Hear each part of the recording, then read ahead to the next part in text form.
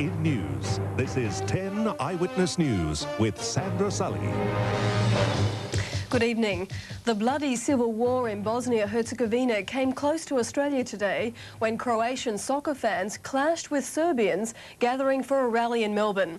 Several people were injured during the brief but violent clash. Wild scenes erupted in the city square this afternoon when a group of Croatians became mixed up in a demonstration being held by the United Serbian Association. For some, the hurt and anger of ongoing conflict between the two communities in their homeland boiled over. During the melee, banner poles, sticks and stones became weapons in some of the most violent scenes connected with the current unrest ever witnessed in this city.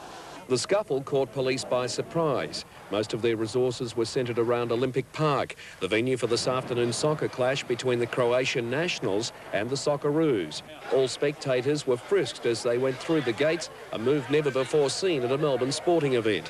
Reinforcements were hidden in a nearby car park, and although police weren't faced with a fracas involving Serbians and Croatians, the excitement of the game resulted in several arrests. Meanwhile, UN peacekeepers in Sarajevo say both sides in the bloody civil war are cheating. The rockets and mortars were out in force again today after a lull of just a matter of hours. But that break in heavy fighting did allow some of the food and medicine to make its way to starving civilians. However, now the UN is warning the entire operation could be stopped if the warring parties don't stick to their truce. Australia's representative in Vanuatu, James Pearson, is about to land in Brisbane after being expelled from the island nation. Foreign Minister Gareth Evans has cancelled a goodwill visit by 2 Australian Navy ships, saying he's not been able to sort out the claims Mr Pearson interfered in Vanuatu's internal affairs. The federal opposition today promised a youth wage as the main thrust of its plan to reverse the alarming collapse in the number of full-time jobs for young Australians.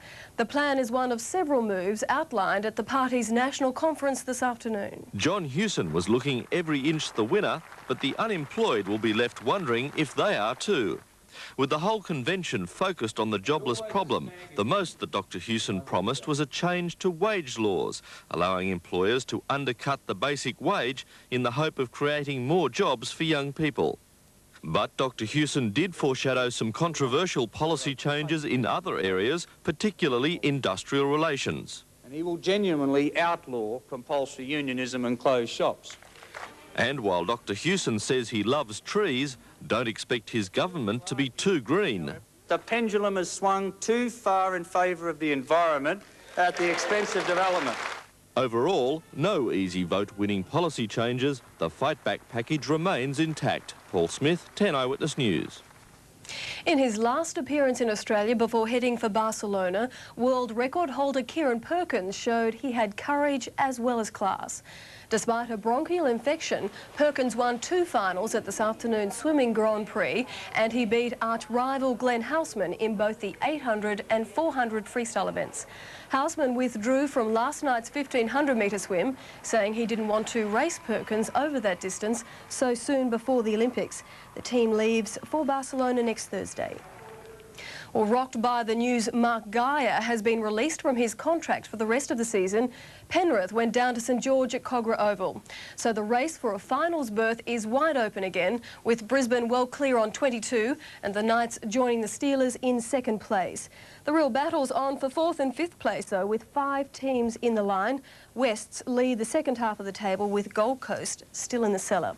There was only one game in the AFL today, and that saw Sydney thrashed by the Lions at the SCG. Well, just before we go, a quick look at tomorrow's weather. The southern cities look like having the worst of it, unfortunately, with rain, wind and thunder.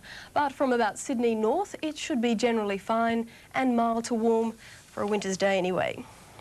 Well, that's all we have for the moment. Ron Wilson will be along to bring you up to date with the world at 6 in the morning, right before Good Morning Australia. But for now, I'm Sandra Sully. Good night.